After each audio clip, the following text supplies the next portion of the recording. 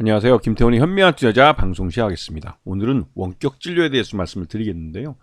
최근 들어서 윤석열 정부에서 이 의대 정원을 2,000명을 한꺼번에 늘리겠다고 발표를 해서 의사들에게 큰 충격을 줬습니다. 지금도 필수 의료 인원이 부족한 상황에서 무턱대고 2,000명이나 의대 정원을 늘려서 의사를 더 많이 양산을 해낸다는 게 과연 실효성이 있느냐?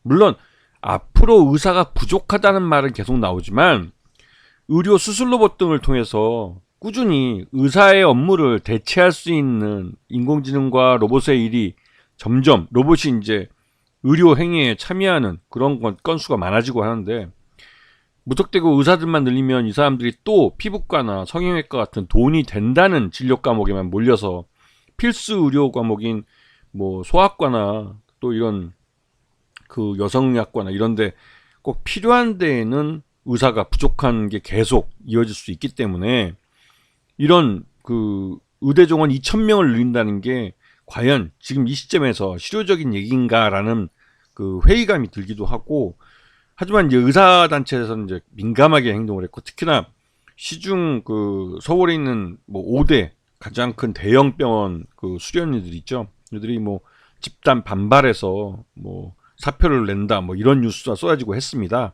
근데 이런 대형 병원에서 의사들이 집단 행동을 한다는 게 좀 충격이기도 했고 한데, 그 전 내용들을 가만히 보시게 되면 요번에 이제 윤석열 정부에서 의대 정원 2,000명을 늘리겠다는 건 현실적으로 불가능합니다. 왜냐면 이 2,000명을 가르칠 교수도 부족하고 교보제나 또 시설도 부족한 상황입니다. 즉 매년 뭐 한 100명, 200명 내지는 300명 정도로 늘려가면서 의대에 투자도 이루어져야 되고 또 이러한 증원된 의사 예비생들을 맞아들일 준비를 할 수 있는 시간도 필요한데, 그런 거 없이 총선을 앞두고 이 고3 학부모들한테 표를 얻고자 하는 또 그런 의도가 있겠죠. 그런 숨겨진 의도를 갖고 그 총선 전략의 일환으로 그냥 던진 겁니다.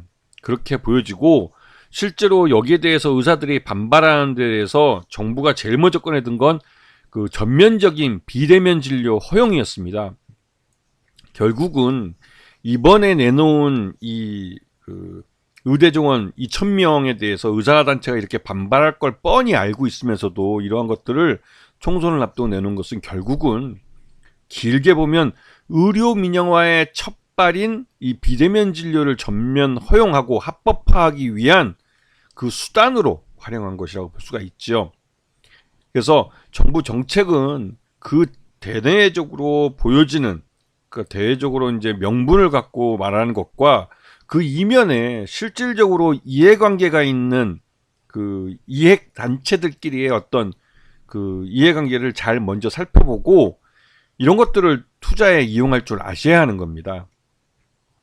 이 원격 진료는 가장 작게는 뭐 전화 진료나 화상 진료나 뭐 컴퓨터를 이용한 이런 온라인 통신망을 이용한 서로 환자와 의사가 얼굴을 이제 화면을 통해서 보면서 여러 가지 진료를 할 수 있는 것들을 말하는데, 이게 다양한 뭐 그 ICT 기기가 집에 준비가 되어 있어야 보다 정확한 진료가 가능합니다. 그래서 의사들이 그런 준비가 되어 있지 않기 때문에 오진을 할 가능성이 높고, 그렇기 때문에 초진은 반드시 병원을 방문해야 되고 재진부터 원격 진료를 가능하게 해주자라는 말이 나오는 겁니다.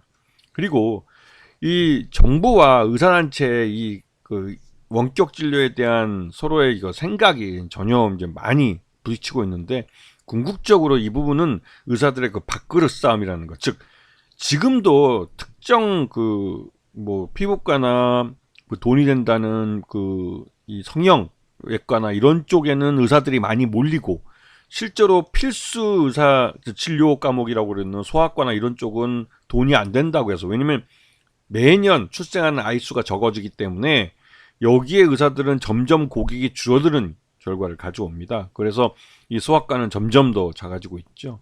이러다 보니 그 의대를 입학해서 졸업할 때는 대부분 다 돈이 되는 이런 성형외과나 피부과로 가버리고, 진짜 필요한, 우리 사회가 필요로 하는 필수 의사들은, 필요 의료 과목은 사람이 부족한, 의사가 부족한 이런 상황이 계속지고 있는 거죠.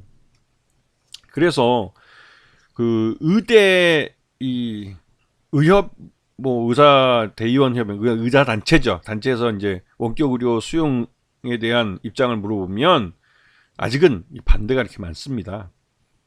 이거는 이제 그 이 조그만 이제 동네 병의원급 의사들이 더 특히 이제 반대가 심하고 서울에 있는 대형 병원들 요번에 이제 서울에 5개 대형 병원의 전문의들이 대부분 집단 사표를 냈다고 하는 그런 대형 병원은 오히려 그 원격 진료를 찬성을 하죠. 왜냐면 이건 대형 병원이 온라인만 돼 있으면 서울에 본점을 두고 있더라도 저 부산 사람이나 저 지방에도 다 진료를 할 수 있고 또 지방에 분점을 내고 그 사람들이 직접 방문을 해서 어떤 진료를 받을 수 있게 할 수 있는 즉 전국적인 네트워크 그러니까 우리가 그 프랜차이즈라고 그러죠. 프랜차이즈 병원을 낼 수 있는 그런 그 기반 네트워크가 다져지는 겁니다. 그래서 이제 원격 진료를 찬성하는 것이고 이러한 흐름은 기본적으로 윤석열 정부가 의료 민영화라는 궁극적인 목표, 즉 재벌들이 갖고 있는 뭐 중앙병원이나 삼성의료원이나 이런 대형 병원들이 그 원하는 의료 민영화죠. 우리나라는 모든 병원이 다 필수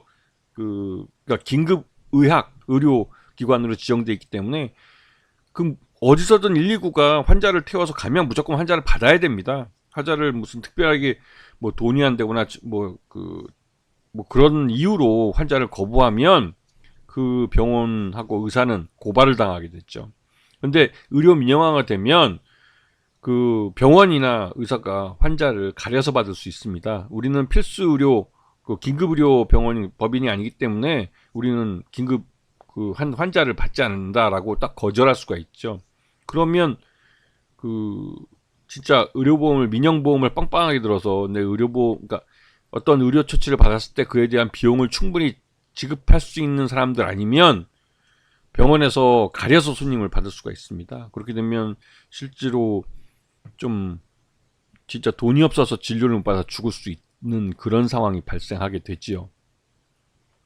자, 그리고 뭐 여기에 뭐 재벌은행 소유 이것도 이제 제주은행 통해서 앞에서 한번 설명한 게 있으니까 제주은행 동영상을 찾아보시면 도움이 좀 되실 것 같고 요번 정부에서 윤석열 정부에서 갑자기 의대 정원을 2,000명을 증원한다고 하면 의사단체가 어떻게 나올 것인가 뻔히 알면서도 이러한 것을 총선 앞에 밀어붙였고 또 의사들의 집단 반발 행위가 나온다고 언론에서 떠드니까 바로 정부가 꺼내든 건 비대면 진료 전면 허용이었습니다. 결국은 요번에 이 논란의 그 본질은 이 의료 민영화로 가기 위한 첫 번째 단추인 비대면 진료 전면 허용 쪽 합법화에 방점이 있었다는 것이죠.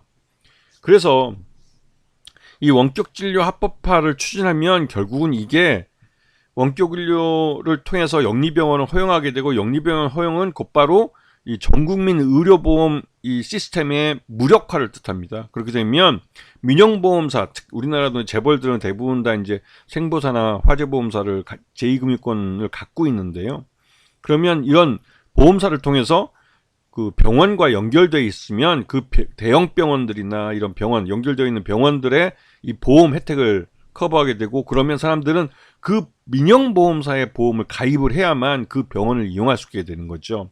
그렇게 해서 결국은 전국민 의료보험을 무력화시키고 의료 민영화를 완성시키려고 하는 겁니다. 그런데 이렇게 말하면 말 그대로 돈 없는 사람들은 진료를 못 받는다고 하면 사람들이 싫어하죠. 그렇기 때문에 이거를 의료 민영화라는 말을 절대 우리는 의료 민영화를 실시하지 않는다, 추진하지 않는다라고 말을 하면서 실제 행동은 의료 민영화로 가고 있는 겁니다.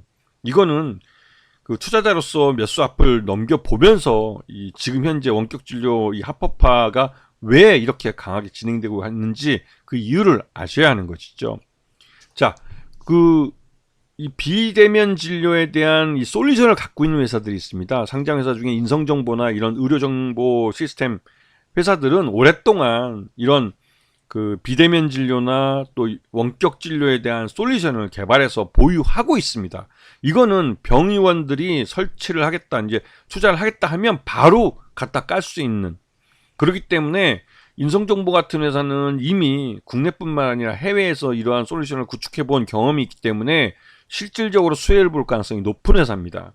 그리고 유비케어도 이 회사는 녹십자에 인수되고 나서 그러니까 이 제약사를 중심으로 해서 병의원과 이런 그 커뮤니케이션을 하고 네트워크가 돼 있는 그런 솔루션을 또 개발했죠. 그래서 이에 따라서 유비케어는 중소병원, 그 병의원이라고 하는 동네 병의원들하고 아주 끈끈한 관계를 맺고 있습니다. 그리고 이런 쪽을 통해서 수익 기반을 더 다져가지고 있고, 병의원들이 이런 비대면 진료에 투자를 하겠다 하면 유비케어도 수혜를 받게 되는 거죠.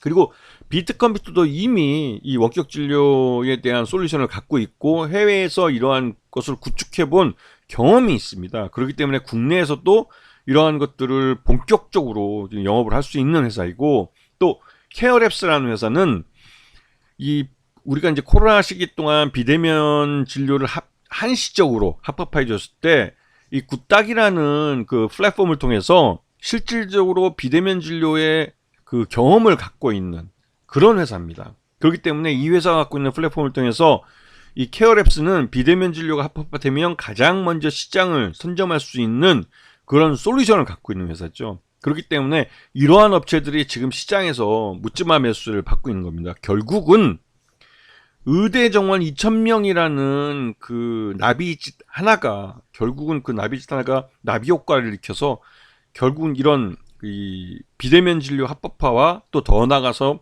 이러한 원격 진료에 대한 솔루션을 판매할 수 있는 이런 그 의료 정보 회사들의 수익 실적을 증가시킬 뿐만 아니라 궁극적으로 이러한 이 기술들이 모든 그 병원과 의원, 그다음에 약국, 그다음에 이 보험사, 이게 종합적으로 연결이 되면 결국은 이게 의료 민영화로 가는 길로 가게 돼 있습니다. 이거는 그 인과관계가 정확한 것이고 결국은 원인이 있으면 그런 결과로 가는 길입니다.